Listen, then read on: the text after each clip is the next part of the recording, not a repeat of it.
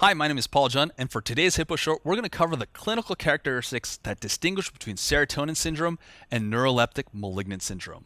Now, these two conditions actually share quite a lot of clinical features, such as fever, autonomic hyperactivity, altered mental status, but there are two ways that I distinguish between these two.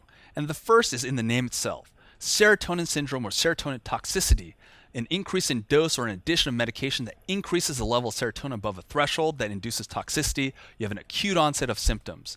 As opposed to neuroleptic malignant syndrome, like a malignancy, it can be more insidious. It can take days, weeks, even months for the symptoms to actually arise.